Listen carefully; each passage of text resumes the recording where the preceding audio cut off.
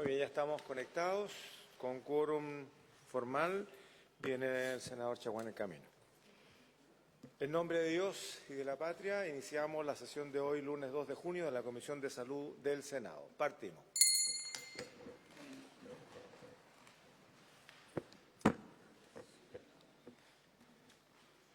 Como es un acuerdo, puntos varios quedan para el final de la tabla y le solicito al señor secretario que dé lectura a la cuenta, por favor. Gracias, señor presidente. Se han presentado dos urgencias.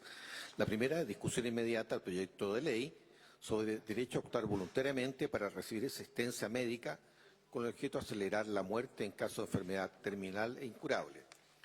Y ha llegado una urgencia suma al proyecto de ley. Perdón, ¿tienes copia de la cuenta? Para poder ir marcando. Gracias. Que moderniza el Sistema Nacional de Servicios de la Salud, fortalece el Fondo Nacional de la Salud, crea el Servicio Nacional de Salud Digital y otorga facultades al Instituto de Salud Pública y a la Central de Abastecimiento del Sistema Nacional de Servicios de Salud. Oficios. Han llegado uno de la ministra de Salud, con lo que da respuesta a una solicitud de esta comisión sobre asignación presupuestaria para el Fondo Nacional del Cáncer. Otro de la misma señora ministra, con el que da respuesta e informa sobre el estado del avance del decreto que aprueba la modificación del guarismo establecido en la glosa 07 de la partida 16, Ministerio de Salud Pública, Fondo Nacional de Salud, Programa 01. También ha llegado una copia del oficio del ministro de Salud, con la que informa a la Cámara de Diputados, es una copia de lo que nos llegó, acerca del total de fiscalizaciones realizadas por el ISP en los últimos 6 años respecto de todas las farmacias que existen a nivel nacional. Por último, un oficio del jefe del Gabinete de la Contraloría General de la República, con el que informa que la señora Contralora no podrá concurrir a la sesión de hoy por haber sido citada a exponer en el mismo horario en la Comisión de Salud de la Cámara de Diputados en Valparaíso. Por último, hay una solicitud de audiencia del decano de la Facultad de Medicina de la Pontificia Universidad Católica de Chile para ser recibido como Facultad de Medicina y manifestar los límites y observaciones técnicas al proyecto de ley sobre muerte digna. Eso es todo, señor presidente. Muchas gracias, señor secretario. Ofrezco la palabra sobre la cuenta. Presidente. Senador Castro. Solamente para que se pueda revisar para la sesión ordinaria de mañana el estado de tramitación y de urgencia de ese proyecto, el de eutanasia, ya que, según me comentó la ministra de Salud ayer, minuto antes de la cuenta, se le estaría dando urgencia inmediata, discusión inmediata. Entonces, como eso se da cuenta en la tarde, saber nosotros también hay que atenernos en el ordenamiento de las sesiones próximas, si es que esto fuese así, para poder verificarlo correctamente. Y segundo, que pudiéramos, dado que no están presentes las autoridades, a mí me parece mal, presidente, ¿qué quiere que le diga?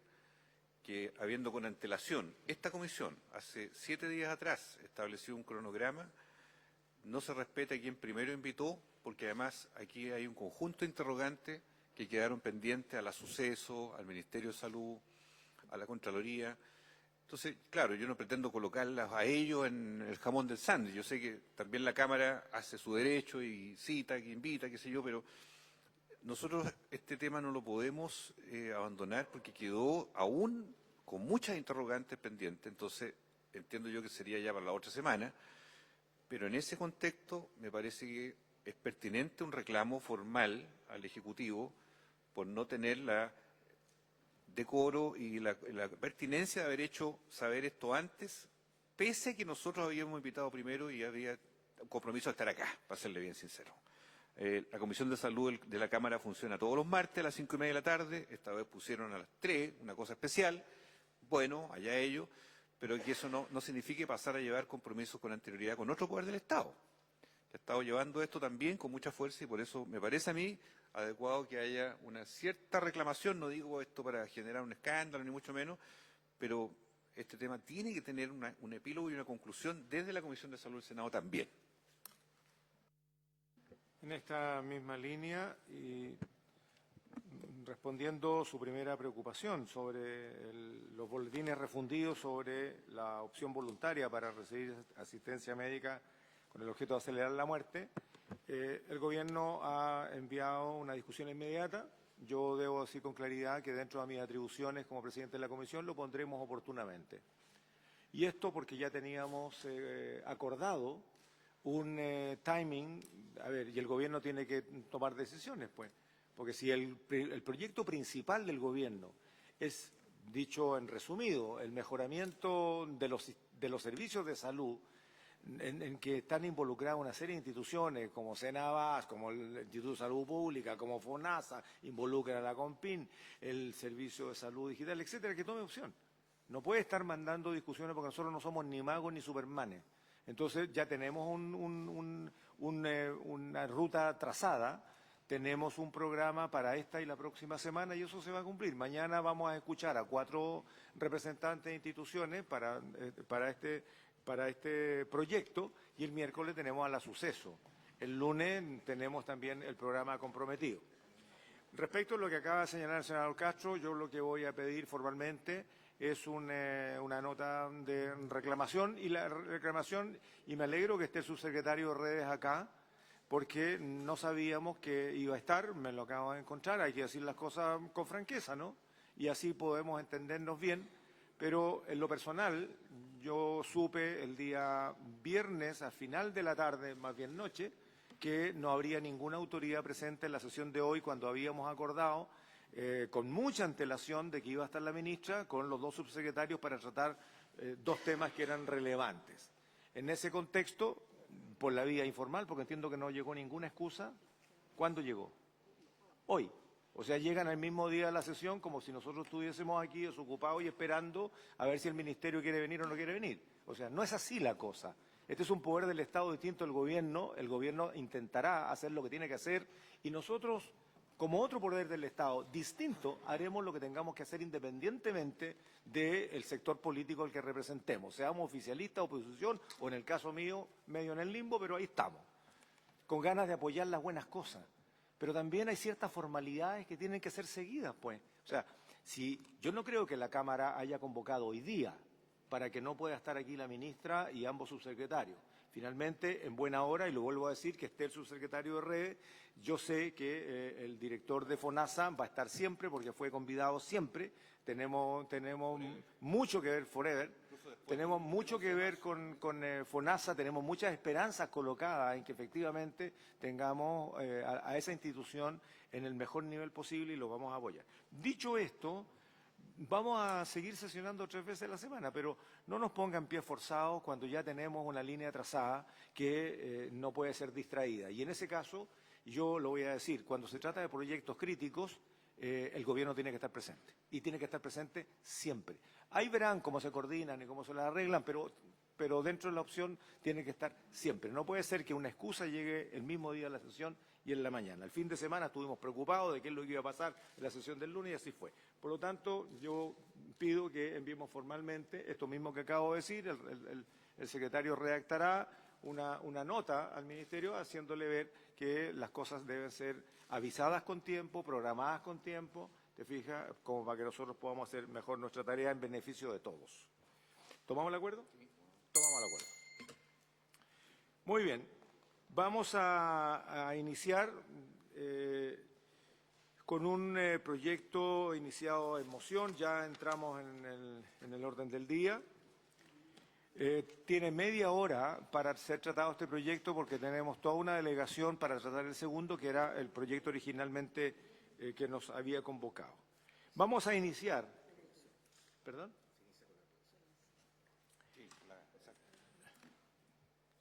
Sí. Vamos a iniciar el estudio del proyecto de ley en primer trámite constitucional que modifica la ley 20.606 sobre composición nutricional de los alimentos y su publicidad con el objeto de exigir la rotulación de alimentos ultraprocesados y restringir su publicidad de acuerdo al boletín 17.776. Entiendo que don Cristian Cofré está por Zoom. Señor secretario, por favor, de la relación. Gracias, señor presidente. Este proyecto, en primer trámite constitucional, modifica la ley 20.606 sobre composición nutricional de los alimentos y su publicidad, con el objeto de exigir la rotulación de alimentos ultraprocesados y restringir la misma. Boletín 17.176-11. Esta moción tiene su origen esta moción es de los honorables senadores señoras Gatica y Órdenes y señores Castro González y Kusanovich.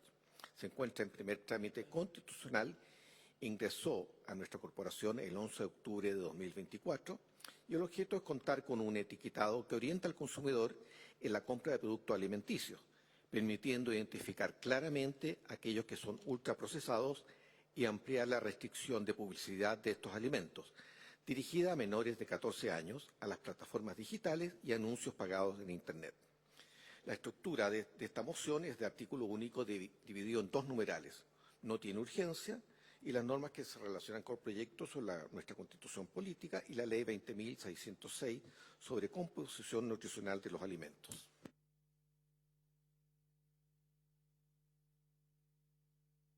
Para que podamos pasar a la exposición, senador. La inspiración aquí, presidente, fue en el momento en que se adoptó la idea que nos propuso la senadora Gatica en honor a las autorías. Ella fue la primera que tomó esta batuta, conversó conmigo, yo conversé con la Jimena Órdenes, que está aquí presente, y otros senadores que son emocionantes, y busca simplemente iniciar hoy día este debate sobre una nueva rotulación que pudiera darse, si es que el debate lo permite, para una de las causales más grandes de obesidad y sobrepeso en Chile, como es el consumo de este tipo de alimentos, que vamos a clarificar hoy día cuáles son, de qué se trata, qué sobrecarga energética, calórica, de grasa, de azúcar, de sal, en fin, todo lo que sobrelleva ese tipo de consumo de alimentos para tener los índices que hoy día tenemos en Chile, que son los más catastróficos de América Latina.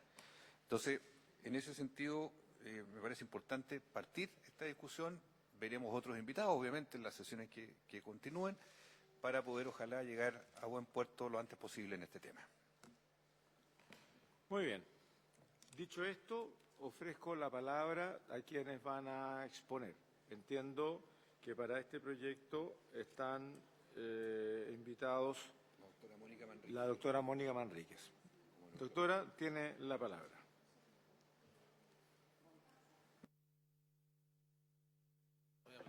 Gracias. Ahora sí. Muchas gracias por la invitación.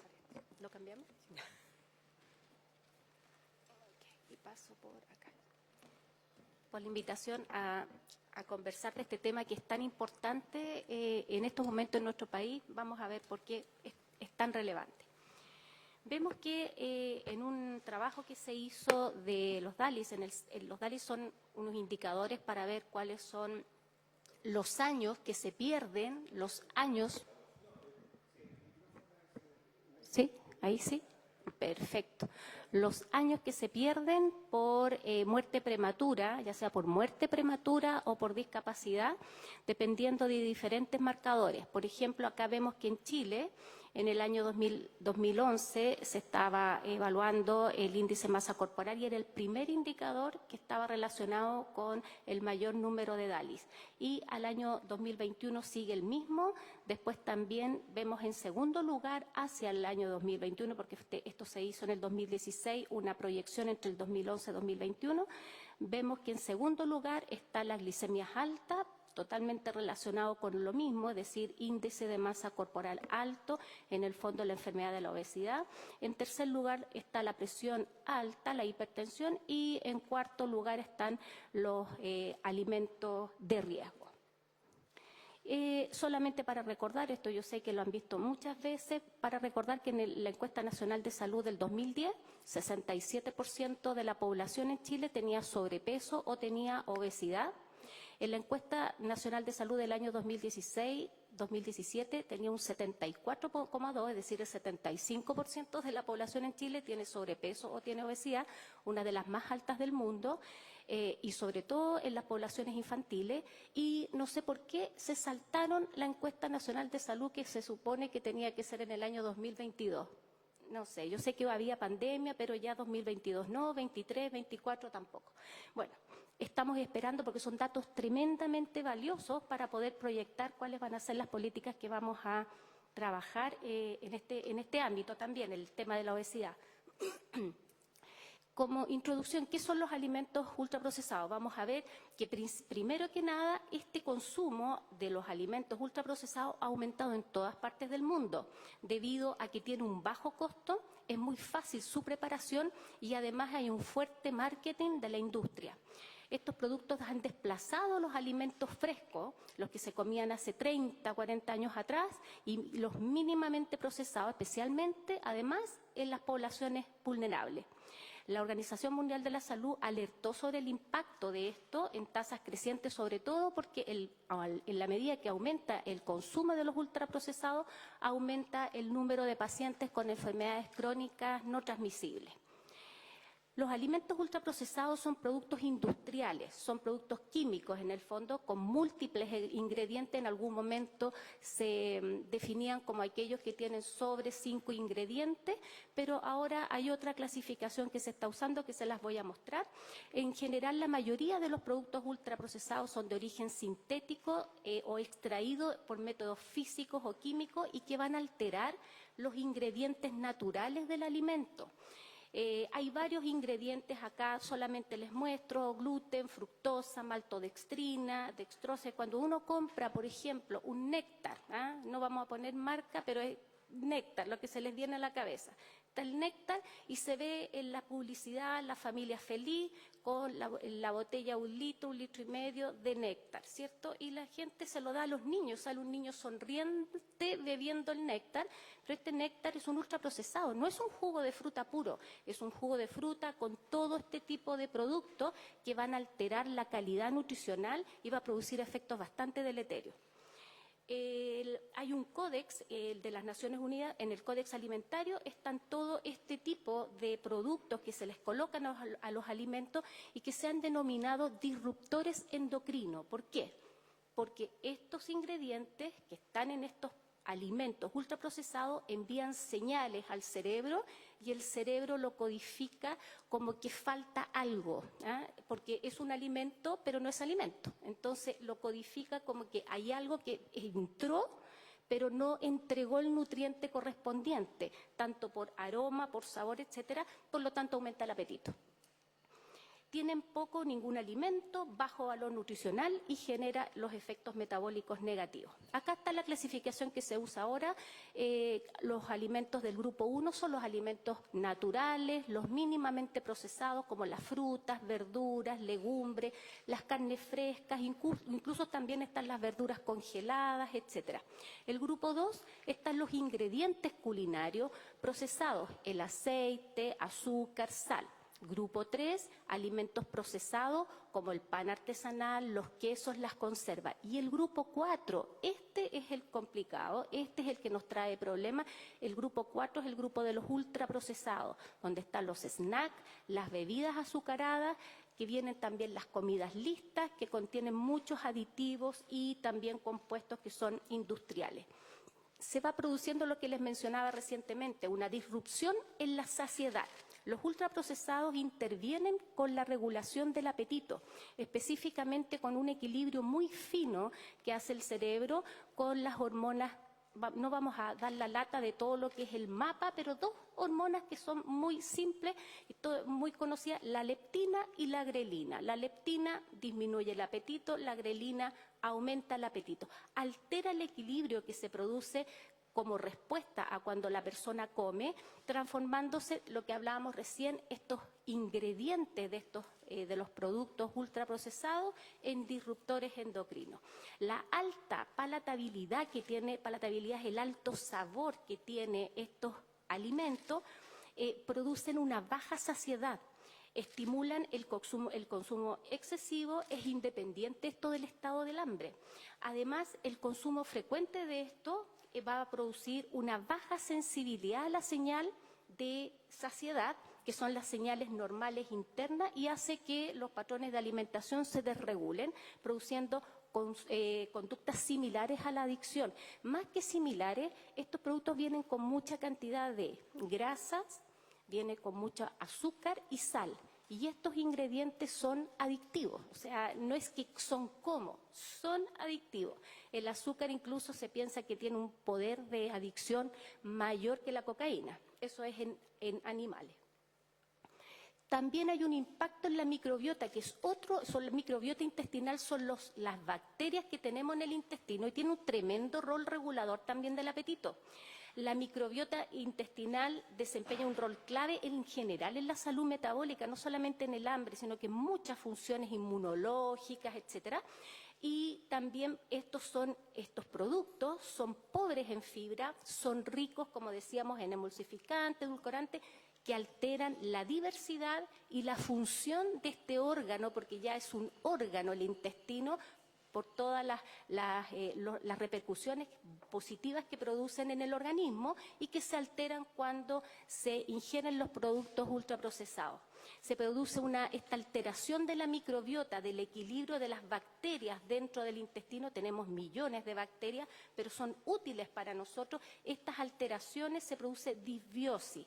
Y esta disbiosis va a producir una permeabilidad en el intestino, en la membrana del intestino, y eso va a favorecer una translocación de las bacterias. O sea, en el fondo tenemos la membrana que es indemne en el intestino y esta disbiosis, esta alteración que se produjo por los ultraprocesados, hace que penetren la membrana hacia el territorio sistémico, es decir, hacia el torrente sanguíneo, y ahí, pero son absolutamente microscópico, y eso produce una inflamación crónica, que es una de las primeras cosas que se produce en la obesidad, una inflamación crónica de grado leve, y también vamos a tener el mismo efecto en la diabetes tipo 2, también se caracteriza por inflamación crónica leve y otras patologías metabólicas.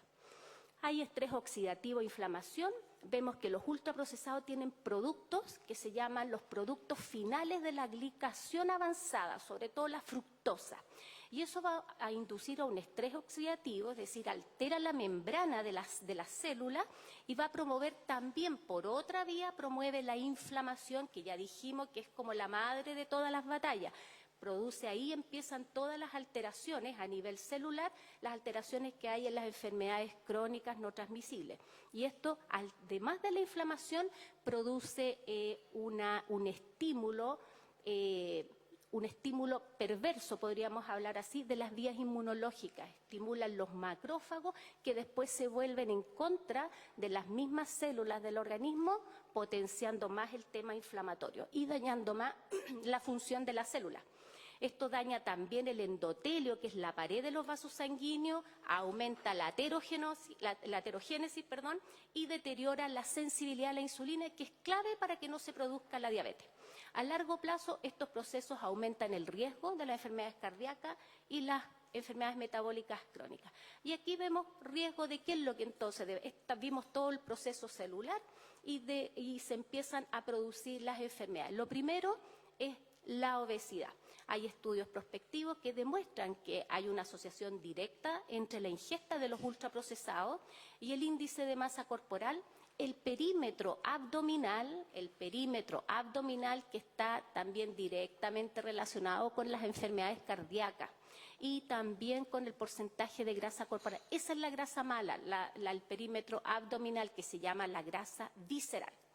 Esto se debe a la densidad energética que tienen estos ultraprocesados, como a la estimulación continua del sistema de recompensa. Hay unos núcleos arriba, la acumben, etcétera, que van directamente, cuando uno los come, van por las vías, que se llama las vías del agouti, que es un ratoncito, y como eran el ratoncito que encontraron la vía, le pusieron el nombre del ratón. Y esa es una vía que estimula el apetito a nivel hipotalámico, y estos ultraprocesados estimulan muy bien directamente la vía agouti y se van al sistema de recompensa. Entonces dan ganas de comer más y más y más, porque están permanentemente pegados en esa parte. Y esto es el reemplazo de los alimentos ultraprocesados por alimentos no procesados se asocia al revés, a la reducción de peso y a mejorías del perfil metabólico. En la diabetes también vemos que contribuye a la resistencia a la insulina. Como dijimos, primero habían factores proinflamatorios y alteración en el sistema inmunológico, y después sigue la cadena la resistencia a la insulina, y de ahí son los principales mecanismos fisiopatológicos para que aparezca la diabetes tipo 2. Ustedes todos sabemos que los pacientes con diabetes, el 80% tienen obesidad. Y esto se va a agravar porque estos alimentos tienen alto contenido glicémico, grasas trans, aunque aquí en Chile esto que les estoy diciendo son todos los estudios a nivel global. Acá en Chile se prohibió el uso de grasas trans en los alimentos, lo que es un punto a favor. Pero también tienen muy baja cantidad de fibra. La fibra también ayuda a la microbiota para que funcione bien en el intestino y resulta que como tienen poca fibra aumentan más las bacterias proinflamatorias y todo lo que ya conversamos. Estudios del Nutrinet Santé en Francia evidenciaron que las personas con mayor ingesta de los alimentos ultraprocesados tienen mayor riesgo de desarrollar de todas maneras la diabetes tipo 2. ¿Y qué pasa con el corazón? El vínculo entre los ultraprocesados y la enfermedad cardiovascular se sustenta por varias vías. Primero, porque también produce la dislipidemia, produce aumento de los triglicéridos, que son grasas con partículas de glicerol y que van a producir efectos protrombóticos, es decir, son las que forman los coágulos, la hipertensión arterial, inflamación sistémica y alteración en la pared de los vasos sanguíneos, en el fondo el ambiente propicio para que se produzcan los accidentes cerebrovascular y también los infartos miocárdicos. En ciertas cohortes, estudios de cohorte como el estudio de las enfermeras y el estudio de profesionales de la salud, también confirmó mayor incidencia de lo que les comentaba, enfermedad coronaria, infarto y accidentes cerebrovasculares en los consumidores de dietas ricas, en los ultraprocesados. El otro estudio, aquí estoy. Reducir el consumo, por supuesto, de estos alimentos va a revertir ese aumento de riesgo cardiovascular que estamos conversando. Y mortalidad prematura, es decir, es la muerte que se produce antes de lo que está pronosticado para cada persona, también se produce por culpa, digamos, de los ultraprocesados. Los estudios también longitudinales han evidenciado que una alta proporción de la dieta basada en los alimentos ultraprocesados se asocia a un aumento significativo en la mortalidad y ya es por todas las causas. Los mecanismos involucrados incluyen el desarrollo de enfermedades metabólicas, diabetes, hipertensión, dislipidemia, enfermedades cardiovasculares, infarto miocárdico, enfermedades accidentes cerebrovasculares y cáncer. Está asociado a más de 15 tipos de cáncer, el exceso de peso producido también que aumenta el exceso de peso, el aumento de grasa corporal, aumenta con el consumo de los alimentos ultraprocesados. Un estudio que se publicó ahora en el año 2025 en Medicina Preventiva estimó que hasta un 10% de las muertes prematuras podían estar vinculadas al consumo excesivo de los productos ultraprocesados. Por último, 10%, dije 25, no, del 2026, el estudio es del 2025 y es hasta un 10% de las muertes prematuras asociadas al consumo de los ultraprocesados. ¿Y qué dice la evidencia científica reciente? Mucha de esta información salió en el British Medical Journal del año 2024, donde ellos hicieron una tremenda revisión, un metaanálisis, tomaron 45 metaanálisis, o sea, cada metaanálisis es como meter todos los estudios en una juguera y sacar las conclusiones. Ellos sacaron 45 metaanálisis en esto y hallando como conclusión 32 efectos nocivos asociados a los ultraprocesados. Hay muchos estudios amplios, multicéntricos, donde se relaciona los ultraprocesados con las enfermedades crónicas, hipertensión, dislipidemia, diabetes, obesidad. Eso es más de lo mismo. Acá vemos cómo aquí un mapa del mundo donde se está legislando. Sabemos con orgullo que Chile fue el primer país del mundo que utilizó los sellos.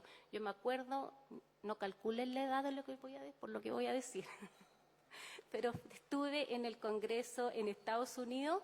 Estábamos un grupo de chilenos de acá, de nutriólogos, cuando se mostró en la pantalla en la sala era el Congreso de Obesidad, y en la sala donde estaban los estudios de salud pública se muestra no era una doctora chilena, una doctora americana, especialista en salud pública, muestra que era un ejemplo Chile por esto que había sacado el rotulado en los alimentos con los 4 sellos que nosotros conocemos, y que había sido el pionero porque no solamente etiquetaba, sino que educaba, y también estaba esta legislación que era obligatoria. Acá vemos también de que se aplican varias cosas, hay varios. Aquí, esto es lo que quiero poner también, que es tremendamente importante y que va ligado al tema de los ultraprocesados. Que mucho, esto es de los bebestibles, este estudio fue del 2000, esta fue una presentación del 2024, donde mostraron que los niños chilenos estaban consumiendo altas cantidades de endulzantes, que son los endulzantes no calóricos, no solamente los niños, los adolescentes también, y que hubo recomendaciones al panel para que Chile en el fondo hiciera algo, porque era uno de los países que tenía más endulzantes en los productos infantiles. ¿Y por qué fue eso? Aquí vemos cómo estaba antes de la ley. En azul, antes de la ley, era la cantidad de productos, ahí decía alto en calorías, era la cantidad que tenía de azúcares y calorías, y después de la ley aumentaron más los ingredientes como los que tenemos acá, específicamente la sucralosa, la acesulfame, todos fueron agregándole estos endulzantes a los bebestibles. Y eso es tremendamente grave. ¿Por qué? Porque resulta que los endulzantes también de partida son ultraprocesados, y por otra parte estos endulzantes ultraprocesados se ha visto, está comprobado que produce alteraciones en la microbiota, que son las bacterias del intestino, ya sabemos todos los problemas que produce, y además estarían produciendo alteraciones a nivel del genoma del ser humano, y sobre todo cuando son poblaciones jóvenes. Entonces, yo creo que es tremendamente serio de que les estén colocando, para evitar el sello, porque esa es la verdad, para evitar el sello de calorías y de azúcar, se les coloca más endulzante, y eso es tremendamente dañino, sobre todo en los niños, en los adolescentes. Bueno, los adultos, ellos sabrán, o sea, uno sabrá en el fondo si lo toma o no lo toma. La verdad es que yo creo que en adultos no hay tanta complicación, pero en los niños yo creo que debería etiquetarse de que está con un edulcorante el alimento, porque la gente no lo sabe. Por último, acciones gubernamentales mandatorias tienen más impacto que las autorregulaciones. ¿Qué dice la evidencia? Que las autorregulaciones son insuficientes en el alcance y cobertura, que usan perfiles nutrimentales que son más débiles, no son obligatorias y no establecen penalidades frente al incumplimiento. Cuando hay acciones gubernamentales mandatorias, tienen mayor impacto en la salud pública que las autorregulaciones. El etiquetado frontal mostró una caída del 9% del consumo de los altos en azúcares, un 7% de baja en los altos en calorías. Los productos etiquetados son consumidos en un 26% menos los que están con sello que los no etiquetados. El 33% de productos con sello de azúcar bajaron a 23% después de la ley en el año 2018.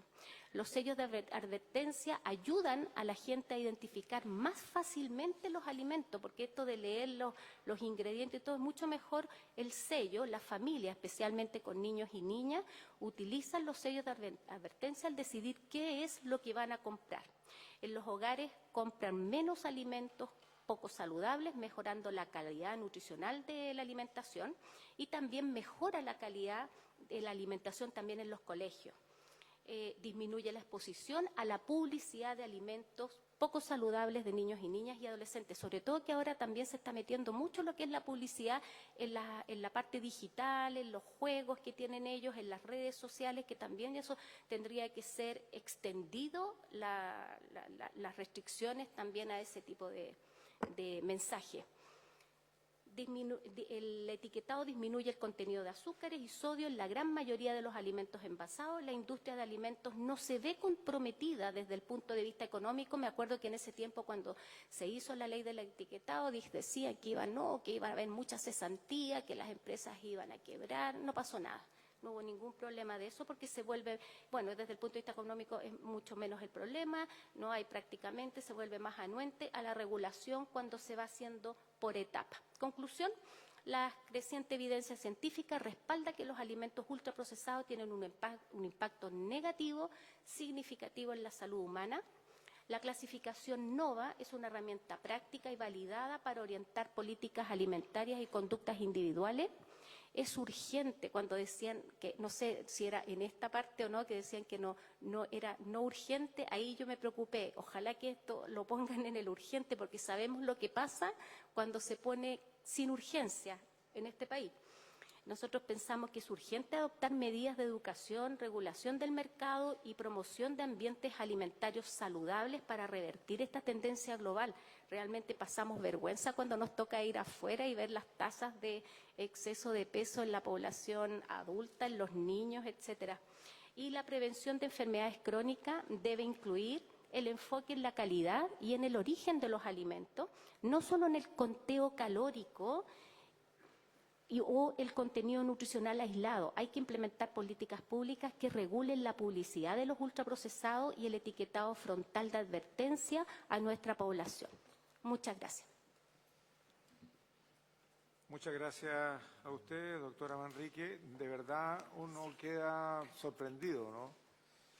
Para quienes nos estamos informando el día de hoy de algo que podíamos suponer que era dañino, pero no sabíamos el nivel de complicación que genera en las comunidades el uso desmedido, sin control de ultraprocesados. A nosotros nos compromete. Yo quiero señalar que, independientemente de lo que resuelva el gobierno, y aquí que está el subsecretario de Redes, yo quisiera pedirle que enfrentemos este tema.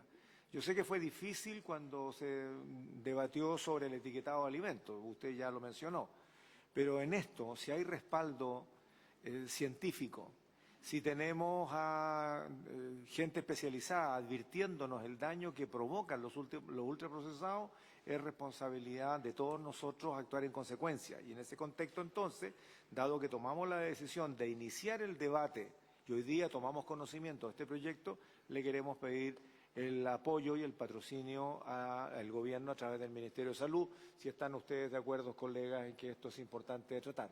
Entiendo que sí. ¿Estamos de acuerdo? Se le solicita formalmente al Ejecutivo, con el subsecretario representándolo, para que consideremos esto. Muy bien.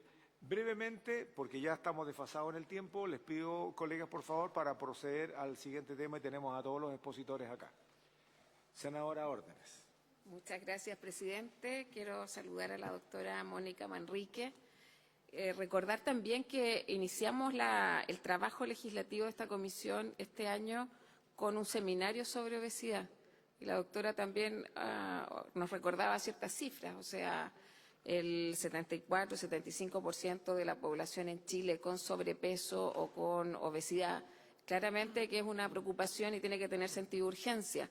En esa misma presentación yo recuerdo que la región que represento, los niños, niñas menores de 6 años, presentaban los indicadores de obesidad más altos del país. Y obviamente que está asociado con nuestra cultura de alimentación.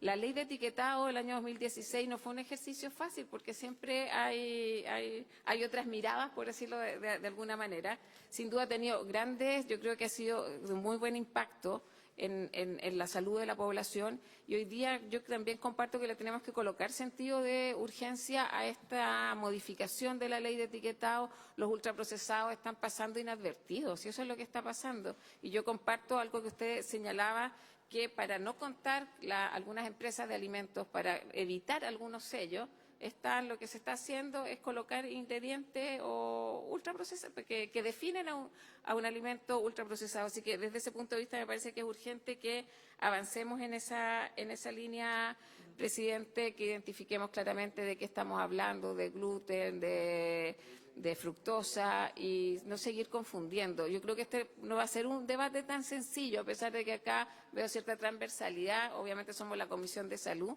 pero yo creo que ya es tiempo también, o sea, el país, la carga que tiene el propio sistema de salud a raíz de las enfermedades crónicas no transmisibles es enorme. En Chile se ha normalizado el tener diabetes, o sea, todo aparece como algo normal y no lo colocamos, cuando hablamos de cáncer es distinto, todo como que nos colocamos en un estado de alerta. Pero en este país, cuando se habla de enfermedades crónicas, la verdad que está pasando, a mi juicio, muy inadvertido, se está normalizando y me parece que también hay que hacer algo en el contexto de la educación, de la promoción de estilos saludables y a mi juicio esta parte de la agenda, yo la llamaría, no sé, también de obesidad que estamos trabajando, que también tenemos otras iniciativas ahí que creo podríamos también jugar conjuntamente en abordarlas. Muchas gracias, presidente.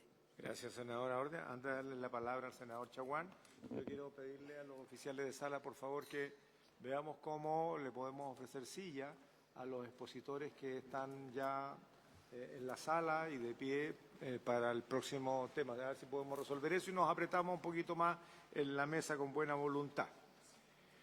Senador Chaguán. Sí, no, muy brevemente, presidente, señalar que nosotros somos lo que comemos. La salud, Yo me aprieto acá.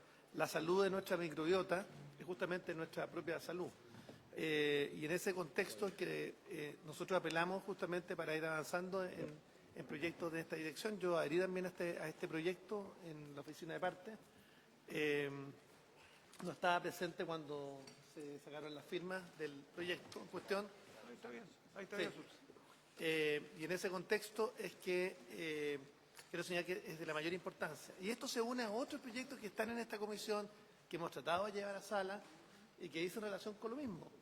Yo no me voy a cansar de señalar la vitamina D en leches y productos lácteos, que es fundamental, que ha liderado la senadora Orden, y yo la acompañé en ese proyecto, como muchos de nosotros, que habla justamente de cómo mejoramos la salud mental de los chilenos a través del consumo justamente de vitaminas, o cómo logramos sacar adelante proyectos que justamente estimulan la elección correcta de los alimentos. Entonces, yo por lo menos creo que esta va en la dirección correcta, a tal punto que adherí al mismo. Así que, presidente, démosle y tratemos de sacar los proyectos que tenemos en esta comisión, que son muy importantes. Y yo también coincido con lo que plantea Jimena. Pareciera hoy día que las enfermedades crónicas no transmisibles dejaron de ser alarmantes. Efectivamente, la mitad de los chilenos tenemos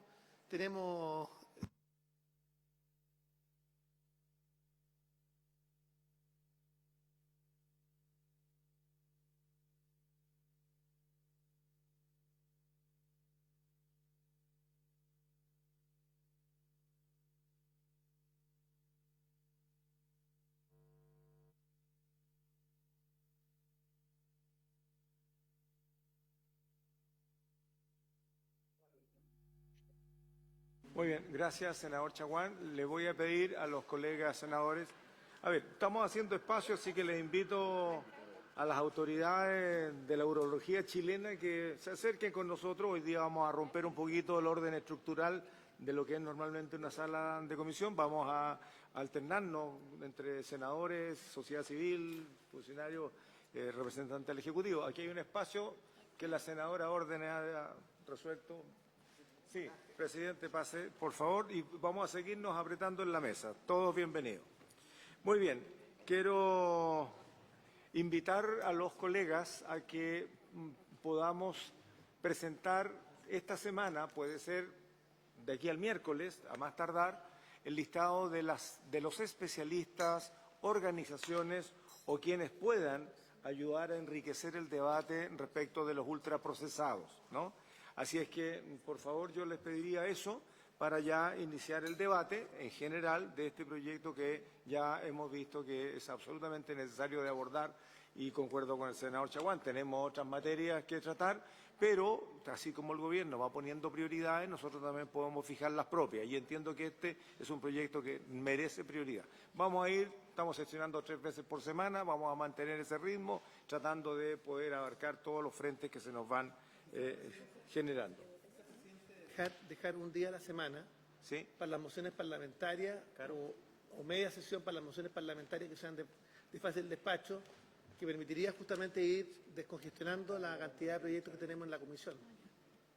Bueno, o sea, el lunes la tenemos para tratar este tipo de proyectos, además para dar espacio a los temas coyunturales, el martes la sesión legislativa de aquel proyecto que hemos definido, darle prioridad, y el miércoles eventualmente seguir con eso u otro. O sea, vamos a buscar el escenario. Hay varios proyectos que nos están pidiendo que legislemos rápidamente. Doctora, le ofrezco por última vez, o al subsecretario, si quiere mencionar algo sobre esta materia. Subsecretario. No, agradecer solamente la presentación, que obviamente como Ministerio de Salud y Subsecretaría nos preocupa profundamente la materia de la alimentación, como eso, tal como se ha mencionado, es un factor de riesgo para distintas enfermedades, incluyendo probablemente la enfermedad que vamos a tratar a continuación. Así que la preocupación por las enfermedades crónicas no transmisibles es una gran preocupación. Nuestra última encuesta nacional de salud mostró que 3 de cada 4 adultos tiene 2 o más condiciones crónicas que requieren algún tipo de cuidado clínico de por vida. Y eso, por supuesto, que es una de las razones quizás más importantes que hoy día exige y tensiona las redes de salud. Así que muy de acuerdo con la materia. Muchas gracias. Sí. 2 palabras solamente en relación a lo mismo. A lo mejor soy majadera en recordar que el 75% de la población en Chile tiene algún grado de obesidad y que justamente la primera causa de muerte son las enfermedades crónicas no transmisibles, que son derivadas primero de esta obesidad. Así que esto yo creo que va a ayudar bastante a orientar en comidas saludables a nuestra población que está tan afectada. Muchas gracias. Bien, la vamos a volver a invitar de lo por descontado. Muchas gracias, doctora, y a quienes vinieron acompañando este proyecto. Pasamos al punto 2, quedamos para el miércoles, de aquí al miércoles tenerlo listado. Vamos a pasar al punto 2, que ha sido solicitado a través de distintas organizaciones. Se encuentran con nosotros el presidente de la Fundación de Ayuda al Cáncer Testicular, don Héctor Guzmán. Se encuentra el director de la Sociedad Chilena de Urología, el doctor Luis Ebel, acompañado por la presidenta de la Comisión Nacional del Cáncer, la doctora Pamela Herenfeld. No veo a la Pame. Pame, por favor. Le vamos a acercar su silla y comparta con nosotros la mesa, por favor. Está el presidente de la Sociedad Chilena de Urología, el doctor Marcelo Querqueve, acá.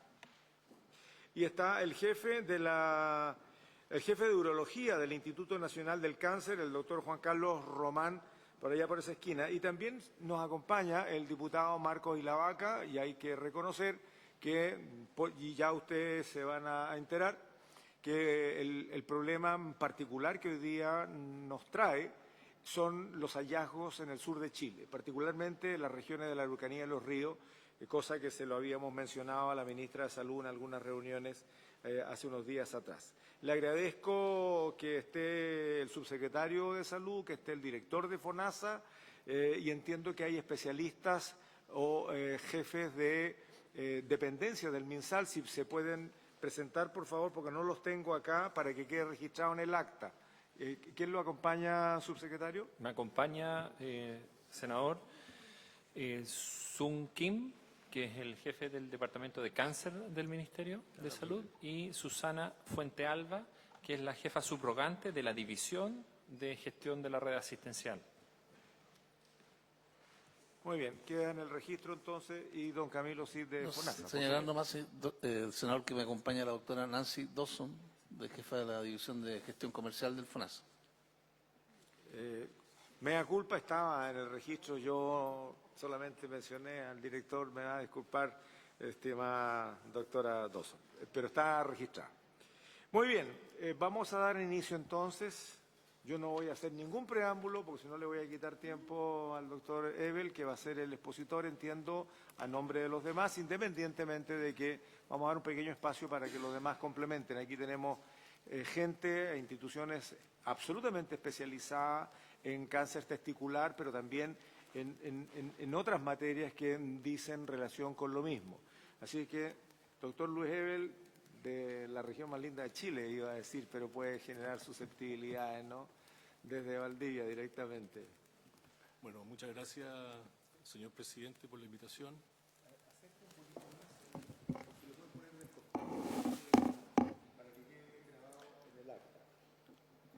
Decía que muchas gracias, señor presidente, por la invitación y por su intermedio a todos los integrantes de la Comisión de Salud del Senado. También la presencia de autoridades de FONASA y del Ministerio de Salud en esta presentación, que nos interesa mucho poner este tema hoy día sobre la mesa. Cáncer testicular en Chile, y queremos hacer, después de mostrar algunas características de esta enfermedad en nuestro país, hacer algunas propuestas de detección temprana en nuestro país, que como vamos a ver es un país de alta incidencia de esta enfermedad. Bueno, usted ya presentó a los integrantes del equipo que hoy día formamos para llevar adelante este proyecto. Está la doctora Pamela Ehrenfeld, que representa a la academia, el diputado Marco Ilavaca, que nos ha acompañado en este proceso, que representa, ¿cierto?, a la parte política, muy interesante y muy importante en nuestro proyecto, el doctor Quirqué, que presenta a la sociedad científica a través de la Sociedad Chilena de Neurología, el doctor Juan Carlos Román, que presenta la atención de pacientes tanto públicos y privados de cáncer testicular en Chile, y a Néstor Guzmán, que representa hoy día la Asociación de Pacientes de Cáncer Testicular en Chile. Somos un grupo multidisciplinario. Yo soy urólogo de Valdivia, soy docente de la Facultad de Medicina, director, como usted dijo, de la Sociedad de Tecnología, y además coordino un grupo de trabajo a nivel iberoamericano en este tema. Entonces, quiero primero contarles qué es el cáncer testicular, porque probablemente no todos estamos familiarizados con los detalles de esta enfermedad. El cáncer testicular en Chile representa solo el 3 a 4% de los cánceres del hombre. En el mundo es el 1 a 2%. En Chile es el doble, 3 a 4%. Y es el tercer tumor urológico más frecuente del hombre, después de próstata, que siempre se lleva todos los aplausos en el hombre, riñón y después testículo. Sin embargo, y esto lo quiero destacar, y esto es lo importante de esta presentación, es el tumor sólido más frecuente del hombre joven, entre 15 y 40 años, esto en el mundo. Es una enfermedad que en el 5% de los casos es bilateral, afecta a ambos testículos. Es muy importante señalar que en el 70% de los casos no produce síntomas inicialmente, y eso es muy importante porque ahí vamos a llegar a lo que queremos proponer como detección temprana, y que los factores de riesgo principales son la criptorquidia, que es cuando los testículos no están en el escroto, y la herencia, porque se transmite de padre a hijo y entre hermanos, por ejemplo. Es un cáncer que tiene buen pronóstico. La sobrevida global de la enfermedad a 5 años del 95%, y obviamente hay diferencias de acuerdo a la etapa en que uno lo encuentre. Es una patología que está en el programa GES desde el año 2005 y que ha sufrido pocas modificaciones. La última actualización el 2024, pequeñas actualizaciones. Y respecto a su epidemiología, y aquí probablemente voy a mostrar algunos datos que son bien impactantes, creo yo. Esta es una enfermedad que está en aumento en todo el mundo, en todos los países, principalmente occidentales. En los últimos 40, 50 años se asiste a un aumento de la incidencia. En Estados Unidos, por ejemplo, aumenta a razón de casi el 1% por año. Es una enfermedad de países desarrollados, en general de raza caucásica, y la tasa mundial de esta enfermedad, que la medimos en 100.000 hombres año, en general va en países de menos de 1 hasta más o menos 10 casos por 100.000 hombres al año.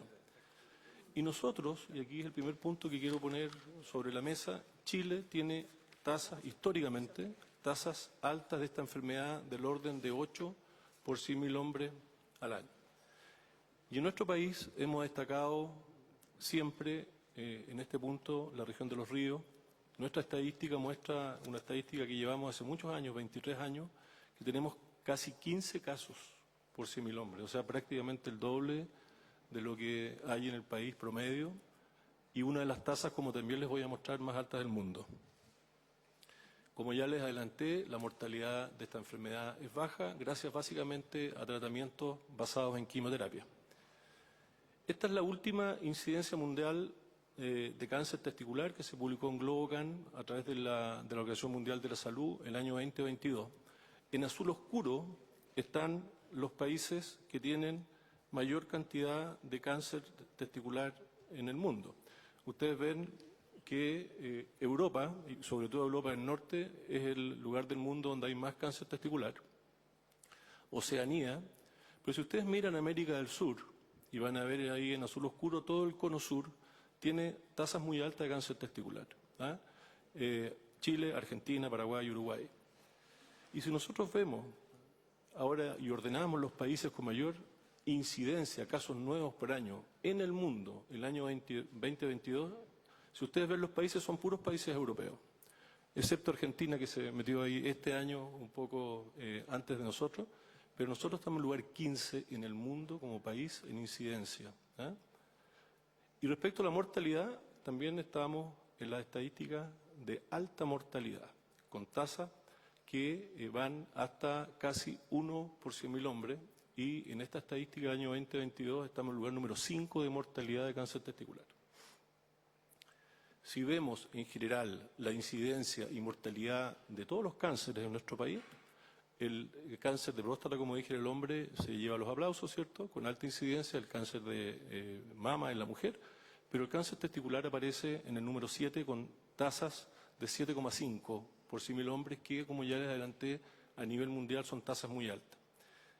Y esto yo quiero llamar la atención sobre, esta es una publicación del año 2025, una publicación reciente en que se hace, la idea es mostrar incidencia y factores de riesgo en el mundo, y ustedes ven en esta tabla, que es la estadística de cáncer de 5 continentes, en la última edición, y ustedes ven cómo en América Central, América y el Caribe y América del Sur, con 27 registros, Chile y específicamente nuestro registro en Valdivia tiene la tasa más alta del mundo. 15, ¿cierto?, casos por 100.000 hombres. Incluso más alta, si ustedes pueden ver más abajo, en Europa, que tiene 14. O sea, esta es la realidad del cáncer testicular en nuestro país. Y esta publicación, que es la incidencia por regiones, que es en el quinquenio 2003-2007, que es el primer informe de registros poblacionales de cáncer de Chile, que lo publicó el MinSal el 2012, hay una posterior, pero no incluye a cáncer testicular. Por lo tanto, esta es la estadística que tenemos a nivel de cáncer testicular. Y estas son todas las regiones. En ese tiempo no estaba la región del Ñuble, así que tenemos 15 regiones. Y ustedes ven que si tiramos una línea por el promedio país, que es cerca de 8, 7,8, tenemos al menos la mitad de los países, al menos la mitad de las regiones en nuestro país que tienen incidencias por sobre el promedio nacional. Nuevamente nosotros, la región de los ríos, con una altísima incidencia, y destacan también otras regiones del sur, y por el norte Coquimbo, lo que es importante porque vamos a ver también aquí que hay iniciativas en este sentido también en esa región.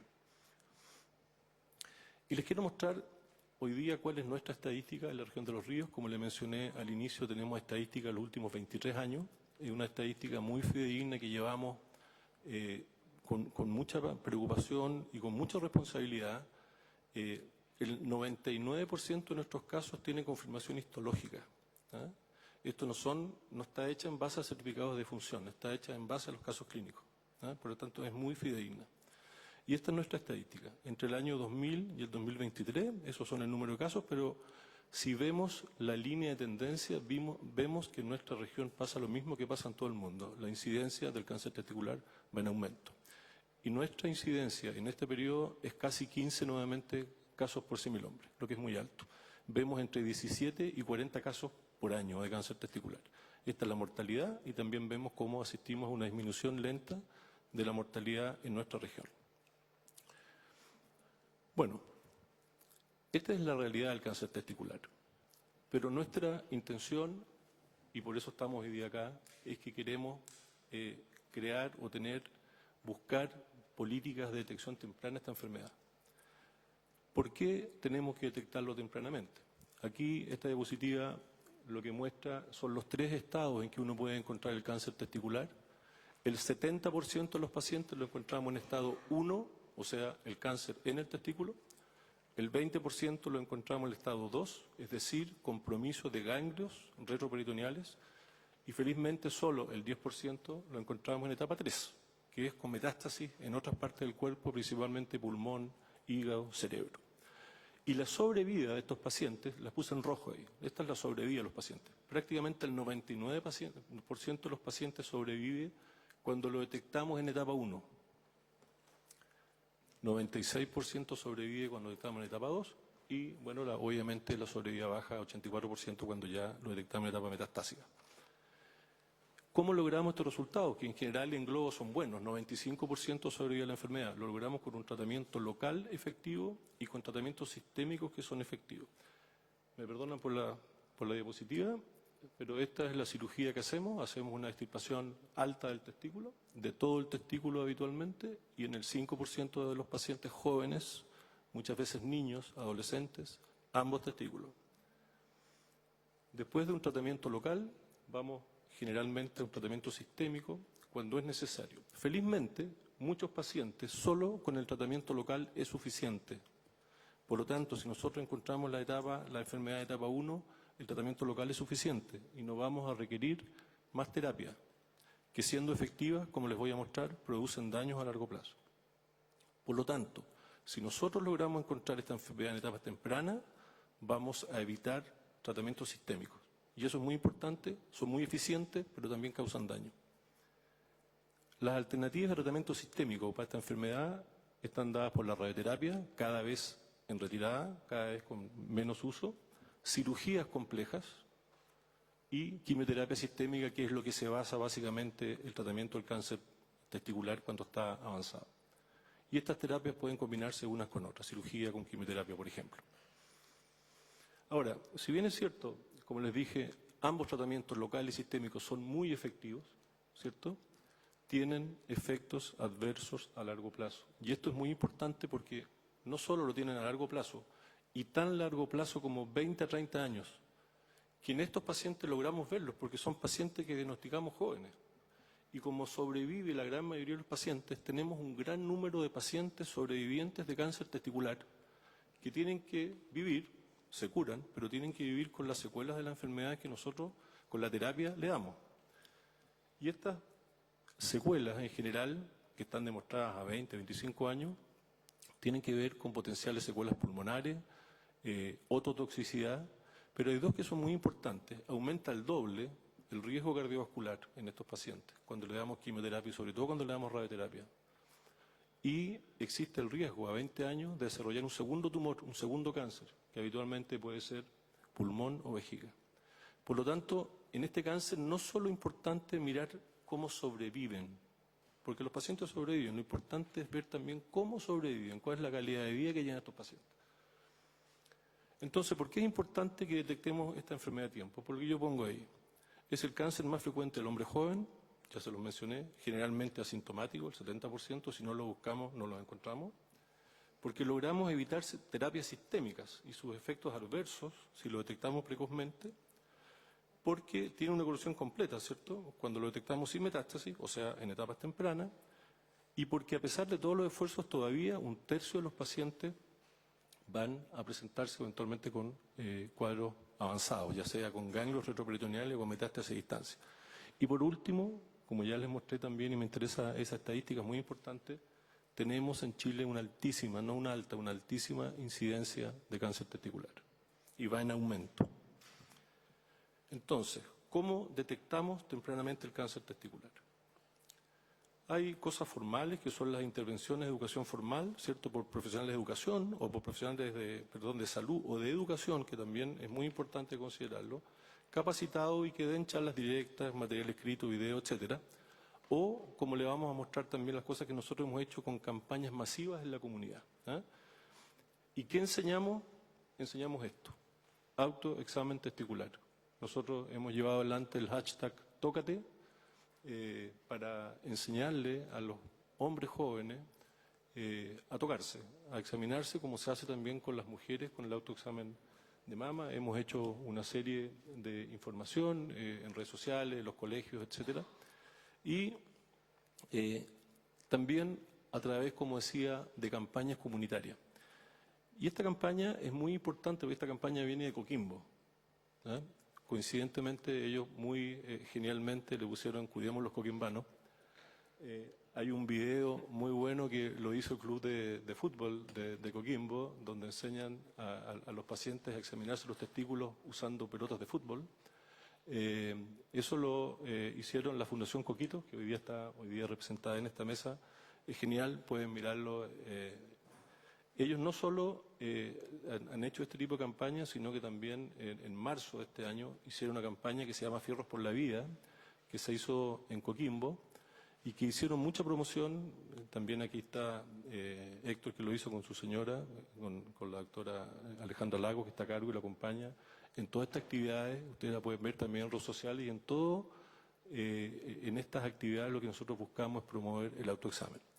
Esto fue en Coquimbo. Nosotros, por nuestra parte, en Valdivia, junto al diputado de la Vaca y a la doctora Ehrenfeld, creamos un grupo de trabajo y hemos estado desde enero de este año promoviendo campañas en los medios locales, los diarios, ¿cómo se llama?, en redes sociales, etcétera, en los canales de televisión local, y tuvimos mucho impacto. Y finalmente llegamos a esto que organizamos en abril. No sé si todos saben, pero abril es el mes del cáncer testicular, es el llamado el mes lila, y por eso la mayoría de los hoy día presentes tenemos acá esta figurita con color lila, también mi corbata.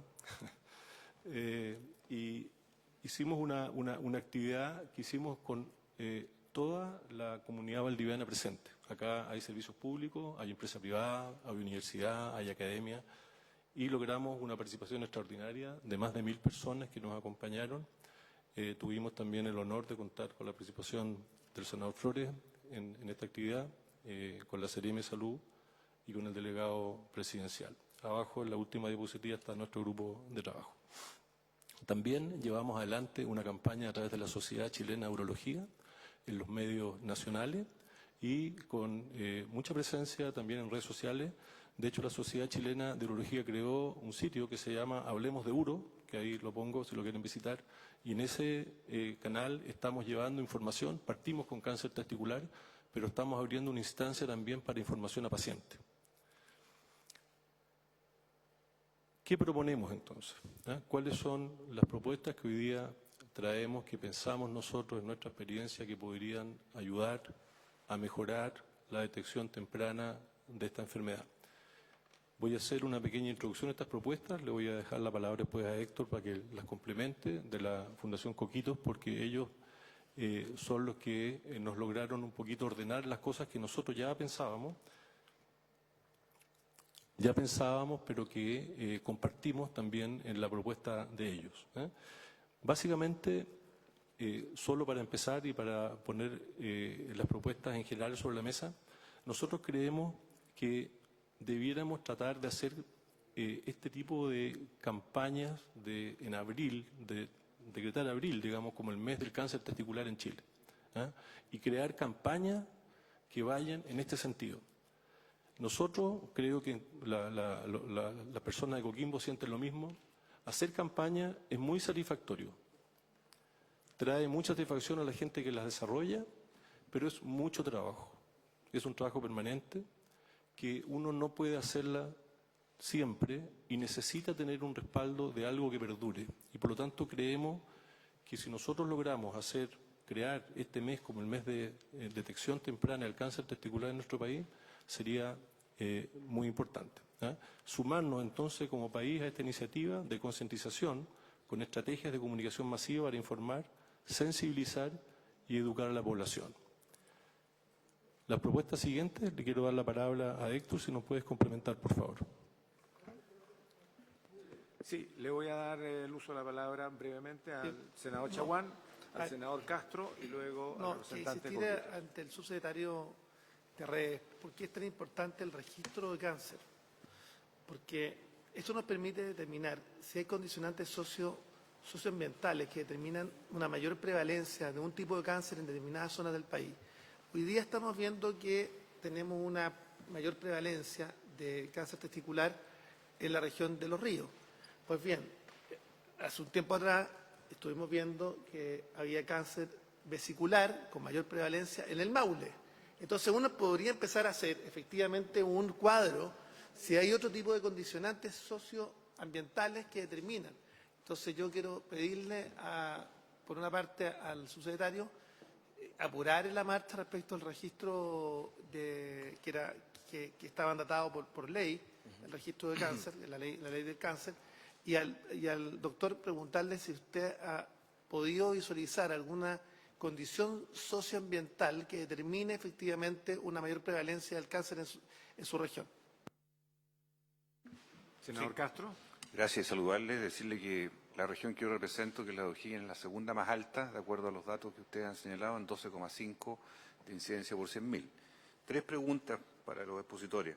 Primero, si el trauma tiene vínculo o no con la aparición posterior de cáncer testicular, porque esta es una pregunta frecuente en el campo médico habitualmente a las personas. Segundo, si se están cumpliendo las garantías GES, tanto en diagnóstico, cirugía y etapificación, porque tiene plazos muy acotados y eso me gustaría que lo pudieran explayar. Y tercero, ¿qué se está haciendo en el punto de la criopreservación de gametos cuando se trata de orquictomía bilateral, especialmente en caso masculino? Esas son las preguntas. Gracias, doctor Castro. Bien, bueno, se da la feliz casualidad que hemos generado una invitación permanente al director de FONASA, así que lo tenemos aquí a mano para que responda a lo del GES. Antes le vamos a dar entonces la palabra al representante de la organización Coquitos. Por favor, para completar la exposición y procedemos entonces a la respuesta. Completo y después podemos responder, ¿sí? Ya. Muy buenas tardes, autoridades ministeriales y políticas. Le damos las gracias por invitarnos. Voy a tratar de ser lo más breve. Nosotros como fundación estamos obviamente trabajando desde la otra vereda, que es desde la parte civil, lo que nos toca como usuarios. Muchas veces desde la macro gestión no se ve muchas veces lo que sucede a nivel de calle. Por lo tanto, recogemos bastantes inquietudes. Nosotros venimos representando también a Chago, a la cual también pertenecemos, a los consultivos de Serena Coquimbo en este caso, ambos consultivos de los 2 hospitales, y la Mesa del Cáncer, en la que también estamos trabajando fuertemente. ¿Qué proponemos nosotros respecto de la promoción de la salud? ¿Qué es lo que necesitamos? En este minuto se invierte mucho dinero y la mayor cantidad de recursos se gasta en tratamientos, pero no hacemos lo más básico, que es educación. Actualmente en el Mineduc, en 7º básico y en 2º medio, ya están esas asignaturas dadas. Y solamente bastaría que se agregara al currículum del Mineduc la información de cáncer testicular, para que se trate como una materia, para que pasen ciencias naturales en 7º básico y se refuerce en sexualidad y reproducción en el ramo de biología en 2º medio. Ese es un cruce que actualmente no se está haciendo. Ministerio de Salud no habla con el Ministerio de Educación, no hay un vínculo, siendo eso algo completamente gratuito. Podríamos lograrlo con una alta eficacia. Y a nivel de enseñanza superior, ¿qué proponemos nosotros? Que si logramos que se oficialice, por ejemplo, el mes de abril, como el mes lila, el mes del cáncer testicular en nivel país, logrando también con esto algo muy importante, la equidad de género. Nosotros somos, y lo digo con un pesar, lamentablemente la primera fundación que ve exclusivamente un cáncer de hombres, porque no había nada hasta antes de nosotros en el país. Con esto, si nosotros instruyéramos, nosotros digo el Ministerio, instruyese a la enseñanza superior a sumarse al mes lila y a hacer campañas de educación, hablo de centros de formación técnica, universidades, institutos privados.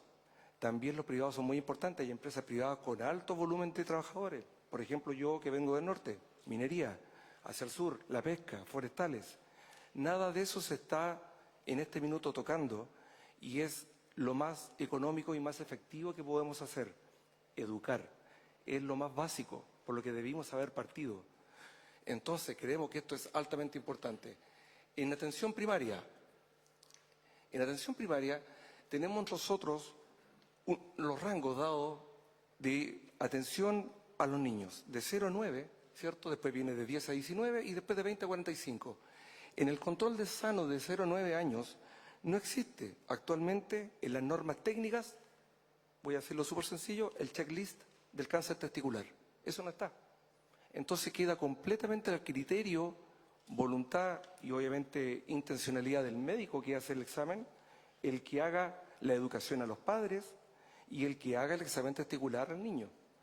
Si encuentran algo y ese niño tiene, por ejemplo, criptorquidia y le explican al padre que tiene un mayor porcentaje de probabilidad de padecer esta enfermedad, ese niño queda automáticamente bajo supervisión de los padres en primera instancia, y ese niño con las consultas antes de los 4 años, si es que lamentablemente debuta con un cáncer testicular y es operado, queda con un control como corresponde.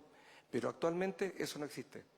Por eso es que nos llegan hombres que lamentablemente, como dice el doctor Ebel, que nos gustaría que llegaran en etapa 1, llegaran en etapa 2 o en etapa 3.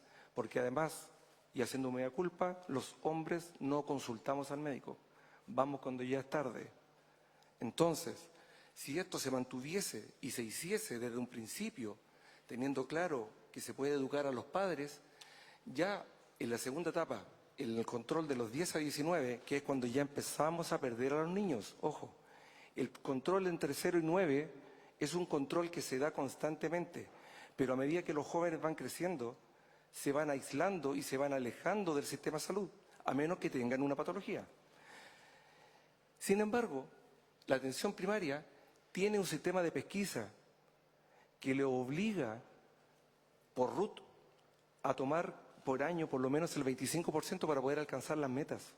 Por lo tanto, del 100% que está inscrito en los SESFAM, pueden ir año a año avanzando en la pesquisa y en 4 años tomarían el 100% de los chicos que ya están en la atención primaria inscrita, y por lo menos tendríamos un primer atisbo y una primera cercanía a la juventud y saber cómo calzar.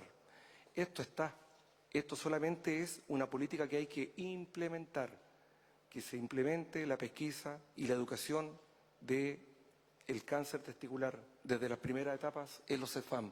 Ya después de 20 a 45 obviamente se pierde mucho más el hombre y no va si es que no tiene algo grave, pero aún así se le exige a la atención primaria un 30%, por lo tanto en 3 años podrían hacer un barrido completo de todos los hombres que están inscritos en los CEFAM. Esto es una política pública que existe y que no se está implementando porque solamente le falta el checklist que oficialice esto. Es solamente cruzar esa información con lo que ya tenemos. Esto es voluntad. Lo digo con toda responsabilidad, no digo mala voluntad, digo voluntad de querer hacer bien las cosas, sin un alto costo, pero con un gran impacto social. Es eso lo que nosotros buscamos como agrupaciones sociales, que haya un trabajo desde la base, para que nuestros pacientes, nuestros hombres, en este caso hombres jóvenes, lamentablemente, no lleguen con un avance en un cáncer que es de un excelente pronóstico si se pesquisa a tiempo. Lo molesto, doctor, con la siguiente. Perdón, lo voy a interrumpir. Las sesiones terminan por el solo imperio del horario, ¿ya? A no ser que, de común acuerdo y por unanimidad, prorroguemos. Propongo 15 minutos para que pueda cerrar la exposición y puedan contestar las preguntas y respuestas, además de darle la palabra a las autoridades que hoy día nos acompañan. ¿Estaríamos de acuerdo? Tú tienes comisión. Pero seguimos con... Sí. Podría... Sí, vamos a prorrogar unos minutos, les ruego que sean bravos. Lo que pasa es que hay breve. otras comisiones, entonces para que puedan estar todos los colegas, independientemente que ya la exposición se ha dicho, por favor. Me gustaría solamente aclarar un punto antes que el doctor pueda hacer el cierre. Y esto aquí le quiero pedir que pongan una muy buena atención porque es un logro que ya obtuvimos a nivel de región. Nosotros en Serena implementamos con el Comité de Farmacia el poder utilizar un medicamento que es mejor que el ondansetron. Cuando los pacientes de distintos cánceres, no solamente testicular, se le inyecta como quimioterapia el cisplatino, actualmente se le da ondansetron para evitar los efectos adversos. Aquincio es un medicamento de bajo costo que es altamente eficaz. Es una pastilla que dura un efecto 7 días y que evita que ese paciente, va a sonar feo nuevamente lo que voy a decir, consuma más del sistema público, llegando a una urgencia con vómitos, con deshidratación o con mareos o con todos los efectos adversos que muchas veces además los hacen desistir del tratamiento de quimioterapia. Ese medicamento nosotros ya lo probamos, está funcionando a la perfección. Logramos que el Comité de Farmacia lo aprobase del Hospital de La Serena y nos encantaría. Nosotros hicimos esta vinculación con la señorita Francisca Plaza, me parece, de Anacán. Le enviamos toda la información y nos encantaría que se pudiese homologar para todo el país. Es una tremenda modificación es un bien. tremendo aporte a la política pública. Darle las gracias nuevamente por el espacio que me dieron y esperamos poder seguir aportando desde la sociedad civil. Bueno, Doctor. este tema no se agota aquí. Este tema inicia con esta sesión, lo vamos a seguir tratando. Y antes de eso, aprovechando que está el subsecretario y que está el director de FONASA, yo quisiera preguntar, dado que está en GES hoy día cubre completamente lo que se requiere y han expuesto los especialistas, o tenemos que solicitar, sugerir, plantear alguna modificación de cobertura. Lo segundo, y aquí voy a plantear algo que uno de los colegas lo señaló, es que hay una limitante hoy día en la atención primaria de salud para poder indicar, por ejemplo, el antígeno prostático. No lo están haciendo desde atención primaria y aprovechamos de señalarlo, dado que tiene relación con, bueno, en este caso, con afecciones masculinas, digamos, y con el cáncer prostático. La pregunta es, ¿por qué no se está haciendo? Y es una pregunta para el subsecretario, ¿cómo podemos corregir? Porque la verdad es que está demostrado que eso anticipa un diagnóstico precoz y tomar las medidas del caso cuando el antígeno prostático está elevado. Lo hacemos particular, pero no se está haciendo en la atención primaria de salud. Ojo con eso. Lo segundo es algo que me lo comentaba mi colega Ilavaca respecto de lo que fue un plan piloto en la región de Los Ríos con especialistas a puro pulmón, hecho desde allá, con algún ninguneo en gobiernos anteriores, no vamos a entrar en el tema, pero quiero plantear que lo mismo que se hace con el antígeno prostático se probó con dolencias cancerosas de colon. Y hoy día, aparentemente, de nuevo, a puro pulmón está partiendo. Yo quisiera que la subsecretaría tomase este estudio de caso, que ha sido tremendamente exitoso, porque al final de cuentas lo que se hace es un barrido que permite a la primera detección general, masiva, concentrarse en aquellos casos en que ese antígeno está indicando que pudiese haber un cáncer de colon. Nos vamos a ahorrar montones de plata en tratamiento y en otro tipo de diagnóstico mucho más complejo, que es sencillamente hacer una prueba serológica. Yo quisiera que esos dos temas pudiéramos tratarlos. Vuelvo a repetir, lamentablemente todos los colegas tienen otras comisiones, por lo tanto la sesión tiene que suspenderse aquí y cerrarse en unos minutos. Pero quería dejar estos temas. ¿Por qué? Porque vamos a tomar el tema masculino también, así como estamos empujando dolencias de género, en este caso femenina. Queremos ver cómo tomamos este paquete del cáncer testicular, del cáncer prostático y ver qué podemos hacer algo mucho mejor. Lo conversábamos hace unos minutos atrás. Doy la palabra a su secretario, doy la palabra al director de FONASA, por favor.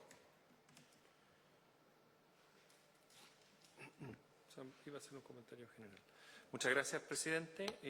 Agradecer las exposiciones que hemos escuchado, entendiendo que hay poco tiempo, es así, ¿no?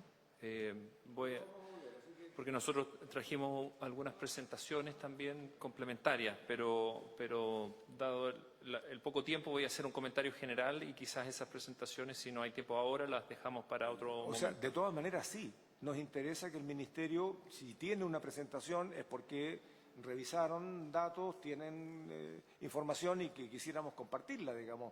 Por lo tanto, si la gente de regiones no pudiese venir físicamente a la siguiente reunión, por favor, nos piden el enlace y lo hacemos por Zoom.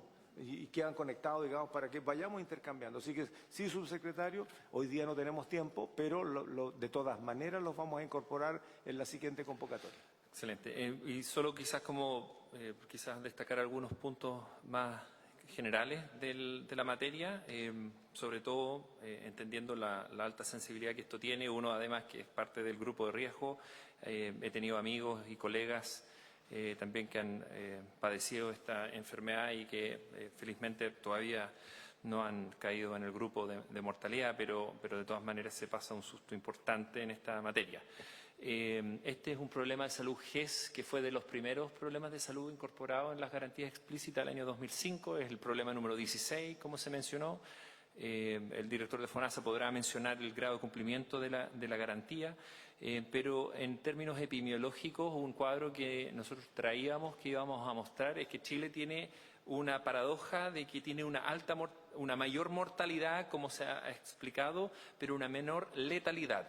Este desacoplamiento de la mayor mortalidad y menor letalidad habla de mayor presencia de factores de riesgo para la enfermedad y por tanto más prevalencia de la enfermedad en nuestro país, pero la menor letalidad, que es las muertes sobre el número de casos detectados, es porque el sistema de salud tiene una buena, al menos en términos comparativos con los de otros países, una mejor respuesta cuando se diagnostica. Entonces, es bien interesante observar esas estadísticas comparativas con otros países. Nosotros contamos con una red GES para esta enfermedad que incluye 57 establecimientos de salud que tienen la capacidad de diagnóstico y de tratamiento, un porcentaje menor a los 57, son 18 que tienen totalmente la cartera completa para todo el tratamiento, quimioterapia, radioterapia, cirugía. Y el GES también interesantemente incluye la conservación de espermios previa a la terapia, y eso es algo que también está considerado en las coberturas del GES. Quizás mencionar también y rescatar algunos de los comentarios que se han mencionado acá. La importancia de los registros poblacionales del cáncer es algo que desde hace muchos años como Ministerio hemos estado impulsando y recibe un mayor impulso con la Ley del Cáncer, por supuesto, y es algo que estamos buscando expandir a más lugares del país. Muy interesantes las propuestas que hace la agrupación y los colegas urólogos sobre fortalecer la pesquisa y la promoción en esta materia, revisando el currículum escolar, revisando nuestras pautas de chequeo en el examen preventivo, en el control de niños sanos. Yo me acuerdo como médico, yo revisaba siempre si estuvieran presentes los testículos en los pequeños, pero es algo que a lo mejor hay que reforzar en ese control de niños sanos para que no fallemos ahí, como también en el examen de medicina preventiva, y podemos, por supuesto, revisar las distintas materias que se plantearon, como los flujos de derivación y las coberturas GES, que están siempre siendo revisadas. Así que, en términos generales, es lo que yo pudiera comentar en esta instancia, y agradecerles, por supuesto, que se destaque como materia. Gracias, presidente. Gracias, secretario. Sí. Por favor, señor director de FONASA. Gracias, senador. Muchas gracias por las presentaciones. Sobre la pregunta del GES, para ir al grano, efectivamente, en este problema de salud desde el año 2005 a la actualidad ha habido una cantidad más o menos estable de pacientes en el GES, que ha oscilado en el tratamiento, digamos, entre 1.000 y 1.100 personas. Esta es una situación bien particular porque entre descarte y confirmación empezamos más o menos en 2005 con 2.500 personas, ¿sí? Y hoy día 1.500, ¿no? Entonces, con una cierta confirmación más o menos constante, esto quiere decir que se ha ido afinando, ¿cierto?, estos procesos de confirmación. Habría que estudiar más en detalle por qué, digamos, no se ha incrementado el volumen de pacientes, ¿cierto?, con la prevalencia, pero eso es lo que tenemos. Entonces, si tenemos un poquito de retraso, son de estos 1.000, 1.100 pacientes, por ejemplo, el año pasado fueron cerca de 1.100 pacientes, con 154 casos retrasados, ¿sí?, con un promedio, una mediana de retraso cercana a un mes, 35 días exactamente, donde los casos más que se pueden resaltar con mayor nitidez son los casos de O'Higgins y Coquimbo, con 26 y 22 casos de retraso. Después vienen casos entre 10 y 20 que son los de los servicios de salud metropolitanos, y luego muy pocos casos en regiones. Llama la atención que en el caso de Los Ríos, por ejemplo, es un solo caso retrasado, ¿no? Eso en cuanto a GES. Hay otras formas en esto el FONASA invierte más o menos al año unos 3.000 millones de pesos, o sea, ¿cierto?, 3 millones y medio de dólares en estos casos. Y por otro lado, también hay gente que se atiende por la modalidad de libre elección. Tenemos 404 casos el año pasado de modalidad de libre elección que acude a algún tratamiento, intervención quirúrgica o alguna fase del tratamiento de cáncer testicular. También, como saben ustedes, hay derivaciones cuando hay retraso. Aquí hay algo bien llamativo también. han habido 715 derivaciones desde la existencia del problema de salud, o sea, desde el 2005 a la fecha. Sin embargo, se produjeron 224 en el año pasado con la nueva licitación. Esto quiere decir que 30% de todas las derivaciones de la historia se produjeron el año pasado. 224 casos de los 715. Eso hasta cuanto puedo informar ahora. Podemos preparar más detalles, alguna minuta si se requiere, para si esto se va a continuar discutiendo. Sí, Senador Castro. sobre la cobertura en criopreservación para infertilidad en cáncer de testículo. ¿Cuál es la situación? Le pregunto a la autoridad de salud. No tengo el dato. Lo que sé es que cuando se requiere y lo solicita el paciente, esa prestación se compra al sector privado. Muy bien. Sobre el punto le ofrezco la palabra al doctor Román. Gracias, presidente. Respecto a la criopreservación se le ofrece a los pacientes. Tenemos algunos problemas en la derivación porque la mayoría se hacen en el sistema privado, los tenemos que derivar al sistema privado. Tenemos algunos problemas también porque solamente esto lo cubre la criopreservación por 2 años y estamos hablando de una población de pacientes que la mayoría van a estar entre los 20 y los 30 años, donde nadie o muy pocos están buscando tener hijos. Entonces, para nosotros es un problema mayor porque los pacientes cuando buscan usar esos espermios congelados no van a ser los primeros 2 años que están lidiando recién con un cáncer y con los tratamientos del cáncer, sino que después. Y ese es un problema que nosotros tenemos porque solamente cubre los primeros 2 años la garantía de FONASA. Y quería aprovechar de hacer un comentario para reforzar la importancia de lo que nosotros creemos es importante en cáncer de testículo. Lo primero es que el cáncer de testículo nosotros no lo podemos prevenir. Nosotros tenemos que diagnosticarlo precozmente y por eso la educación es tan importante. Lo segundo es, como mostraban las estadísticas, si nosotros lo diagnosticamos precozmente en etapa 1, ningún paciente se debería morir o muy pocos, sobre el 99% de sobrevida. Y lo tercero es que nosotros, si lo diagnosticamos precozmente cuando está solo en el testículo, el tratamiento es una cirugía de 30 minutos ambulatoria y eso es todo lo que van a necesitar. Si nosotros lo pillamos tardíamente, porque no educamos a los hombres a diagnosticarlo precozmente y a que nos ayuden a eso, son años de tratamiento, quimioterapia tremendamente tóxica que solamente la toleran porque son hombres jóvenes y grandes cirugías que les dejan riesgos y factores de riesgo para otras enfermedades por el resto de su vida. Gracias. Muy bien. Señor presidente, una última... Un momento. A ver, brevemente, ya Para estamos con el plazo responderle vencido. al director de FONASA. Muy brevemente, por favor. Si el registro de cáncer podría hacerse real si la notificación de la biopsia fuese obligatoria. Eso no es obligatorio. Por lo tanto, queda a título del servicio que tomó la muestra. Si la muestra fuese obligatoria, si sale cáncer, que sea notificada, ahí tendría el aumento real de la incidencia. Muchas gracias. A ver, lo que estamos abriendo aquí es una caja que nos va mostrando las deficiencias del sistema. Esto no es una crítica cualquiera a lo que hoy día se hace. Sin embargo, lo que está empezando a aparecer son algunos elementos que pueden ser corregidos, mejorados y entregar una respuesta mucho más amplia. Vuelvo a insistir y nos queda como tarea, y se los planteo desde esta comisión a las autoridades de gobierno respecto del antígeno prostático, la imposibilidad de tramitarlo por la atención primaria, lo mismo. Hay que averiguar, Subse, lo invitamos, podemos traer a alguien. Entiendo que hay un médico que está trabajando en Los Ríos sobre esto, sobre la detección temprana masiva del cáncer de colon, digamos, con buenos resultados. Sería súper bueno escucharlo porque en una de esas podemos barrer muy rápidamente la población en un problema que hoy día nos pega. Lo otro es que aquí se planteó, y lo dijo el colega Castro, que la congelación del semen finalmente dura 2 años en una etapa que nadie está pensando tener guagua, digamos, tener familia o incluso consolidarse. Hoy día la gente empieza a buscar la consolidación familiar después de eso.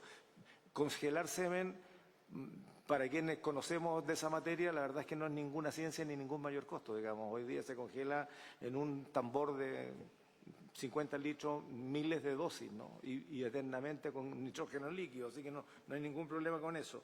Bueno, aquí hay una serie de temas que han salido al alero de lo que han planteado las distintas organizaciones aquí representadas y vuelvo a decir, esta es la primera reunión. Vamos a tener varias, ¿no? Y las que sean necesarias, porque entre todos nosotros vamos a colaborar. Colaboramos en la discusión de la ley de presupuesto, colaboramos en el entendimiento entre la visión parlamentaria y que ustedes vieron que ha sido unánime el apoyo que ha habido, porque el tema del cáncer hoy día es la principal preocupación nacional, digamos, dentro de las causales de muerte. Tenemos una ley de cáncer que se ha venido implementando de a poco y a empujones. Todavía nos queda mucho para que esto sea de verdad una respuesta de Estado. Y ahí hay que colocar recursos, hay que colocar organización y en eso estamos todos disponibles para ayudar. Me dice el secretario, me ha instruido el secretario de la comisión que debemos fijar una fecha y avisaremos, y eso va a ser así, ¿no?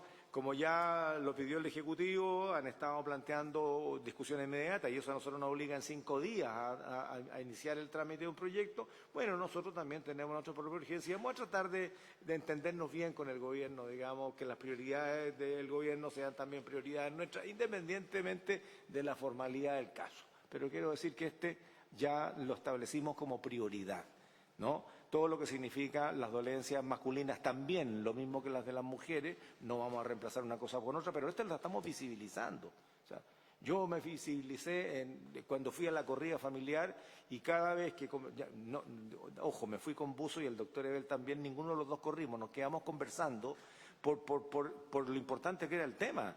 O sea, aquí estas cuestiones hay que tomarlas y hay que acompañarlas y a ver si entre todos encontramos una solución país. Yo quiero agradecerles a los especialistas y a los representantes de organizaciones que aquí han estado. A propósito, recién cuando conversábamos hace un rato atrás, hay un tema subse, y con esto termino, estamos fuera ya de horario, pero todavía no toco la campana, así que usted haga valer la sesión, que tiene que ver en cómo la sociedad de urología ha estado intentando cubrir espacios que la organización formal desde el Estado no lo está haciendo. O sea, lo que dicen es, tenemos hospitales fantásticos, nos falta contenido de especializado y cuando lo hay son médicos recién saliendo de la beca. La Asociación de Urólogos tiene especialistas que están disponibles para poder acompañar esta confirmación de la especialidad teniendo un especialista que tiene años de trabajo al lado. Ayudar a seguir formando a ese especialista y se puede hacer. Lo acaban de conversar y le ofrezco la palabra 2 minutos. Gracias, señor presidente. Un poco el planteamiento para las autoridades es que generemos lazos entre las sociedades científicas. Hoy las sociedades científicas no tienen ninguna injerencia en las políticas públicas y se generan comisiones armadas por el Ministerio de Salud, muchas veces sin preguntar a las sociedades que competen a las materias que se están tratando.